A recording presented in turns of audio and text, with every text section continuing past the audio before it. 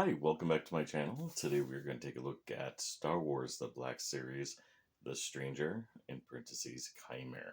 This was a figure that I wanted immediately after the character debuted. I'm kind of bummed that we had to wait over a year for this figure, because this was arguably the best part of the Acolyte. Now, I know some people hate the Acolyte. I enjoyed the hell out of it. I'm not going to have this fight with you. Was it perfect? No. But Qimir was one of the best parts, or the Stranger, or whatever you want to call him. And I'm really bummed that we're not going to get that second series because I think we would have had a lot of fun. It was just revealed that he was supposed to be the first Knight of Ren. So, I mean, just right off the bat, there's just so much to talk about that we could have had. But let's focus on the toy. And right off the bat, I mean, you just see he's got this great menacing look. And you can actually replicate his art, which is another fun thing.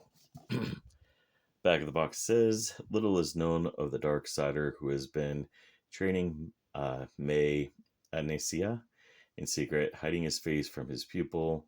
When needed, he has adopted the alias Qimir, acting as a shiftless drifter. Yeah, cool. So we already have basically what we need to know about this character right off the bat. And he can stand up on his own. I'm so happy. Gonna take more look at this beautiful artwork here. Yeah, it's nice. It's very nice. You do get nice menacing. It's done in that red. It's got the red glow from a saber. What's not to love? Other than that, on the box, nothing really to deal with, so we're just going to put it in the background. Let's take a look at him himself. First and foremost, he does come with an alternate head. You come with the regular human head when it comes out of the box. Then this one is the one that you exchange it. It is not a helmet. You have to remove the whole headpiece. And this is one of the weakest parts for me because mine doesn't like to stay on that well. I have to push on really hard, and I don't really get that pop that makes it work. But let's take a look at him all geared up with all of his accessories already built on. So you do get this nice helmet, which I forget the name of the mineral it's called. I'll put title down here with what it's called. It's like not cortisone. That's something for humans and medicine, but something like that. Weak thing, his hilt. He's got that little like hilt that comes off for his shoto blade. Does not like to stay in, even if you press it really hard together. So do keep that in mind if you're going to display. This part will fall off. But yeah, as you can see here, the helmet looks nice. It's got these lovely accents. It's done in a nice bronze, but you do get green in there. You do get some black. He's got menacing teeth. It just looks really cool. He does come with this hard plastic poncho. Calcastless would be jealous. And he does come with a lot of soft goods under, and he even has this arm bracelet that'll come off as well. But yeah, so that's him so far. Let's go ahead and get him all disassembled, and we'll talk from there and go. First, the only way to get this off is you do have to remove the head. It cannot be on there with either one of the heads. So really, you're just going to pull off. You see that one just kind of went poof. Real simple. Stupid, right? All right.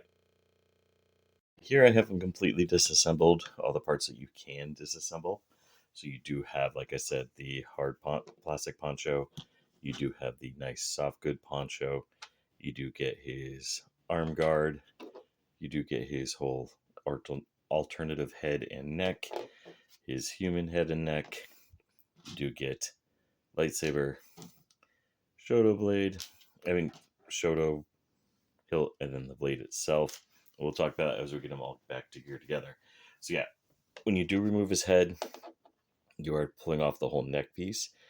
And I don't know if you can tell, but the one with the helmet has a smaller hole, so it doesn't fit on as well. And even the bigger head here, it can be a little bit hard to get on.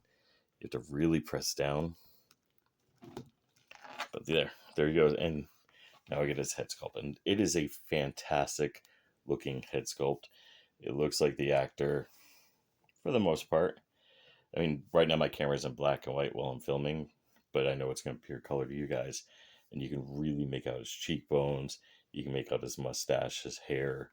It's really well done. And because of how this whole part is, he does get a lot of neck articulation.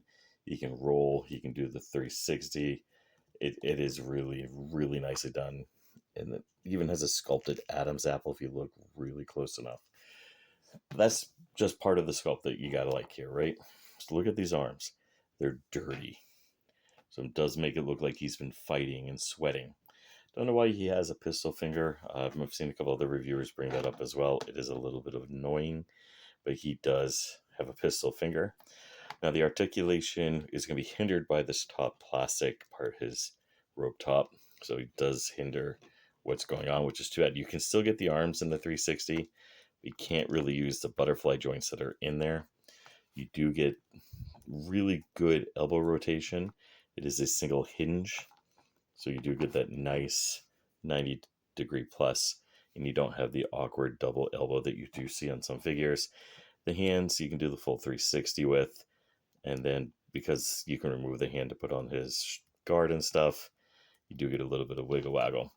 He does have the, I don't know if it's more of a ball joint, I think, instead of ab crunch. So you don't really get that ab, unfortunately.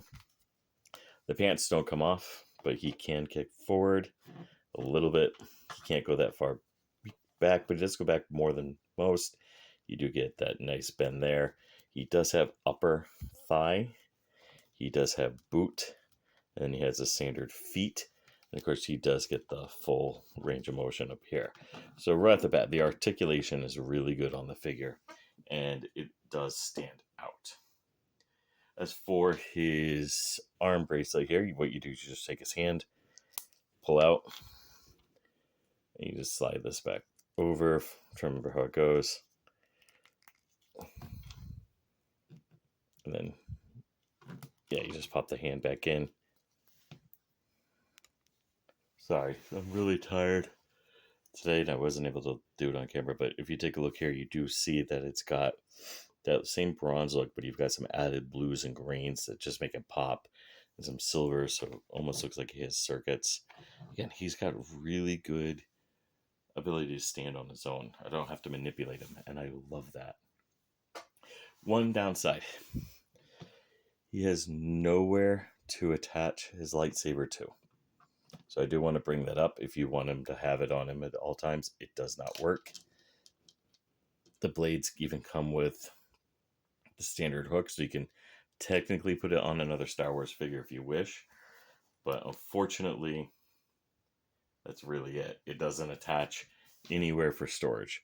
Now, for his soft goods, he does come with this, which is a nice black cloth that just drapes up and over him. Again, you can't have the head on when putting it on and off. This head, I mean, you can do it fine with this one here. But as you see, it's just a standard soft good cape. I'm not sure if I have it the right way or not because I took it off and wasn't paying attention. Looks good, right? Turn around, let's see. Yeah, so I do think it goes like this. So yeah, he right off the bat. So you can either do, him training with OSHA or doing a real sparring match, or you can just go ahead and slide this back on. To get this on, you do have to take his head off. So just keep that in mind. So let's go ahead and take a look at his lightsabers here. Or lightsaber, rather. So you do get the hilt. It is all done in primarily like a blackish gray. It does look nice together. You can see mine's kind of like got a bend to it, unfortunately. That's because I try to really force that in so it would stay together. But as you saw earlier, it does fall out. But he can hold it. What I recommend doing if you're going to do this is take it apart. Slide the big hilt in. And then attach this little one. Otherwise, it's just going to fall off on you while you're trying to get things together. But yeah, he can hold it. It does look good. Now, of course, he is known for being a dual wielder.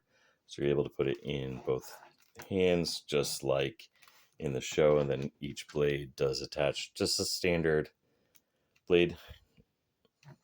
So you just plug it in and hope you don't bend that piece. I've had to replace my Obi-Wan figure because I did break. He fell on his own one day and broke. So keep that in mind. Do your best. But yeah, he's a good looking figure, and I'm really, really happy with this. This is definitely a figure to get if you like Darksiders, if you like the Knights of Ren, if you like Sith, if you like the actor. I don't think I've ever actually seen anything else with him. Or if you were a fan of the show like I am. Or you just like a really good figure. This is a phenomenal figure. It's got good balance. It can stand up.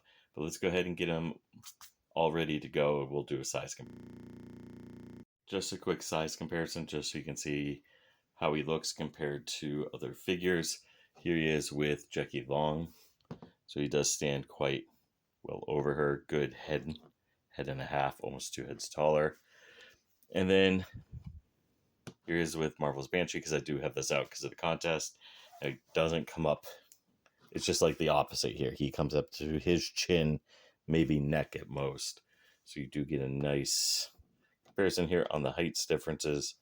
Just to show you, I mean, they really took care with making sure that these characters aren't all the same height, that they have different feel to them. So they do look good when you have them on the shelf. They're different.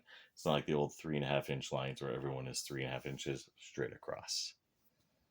Final thoughts. This is a great figure. It's got high posability. It looks great. Great head sculpt. It's a great figure. There are flaws.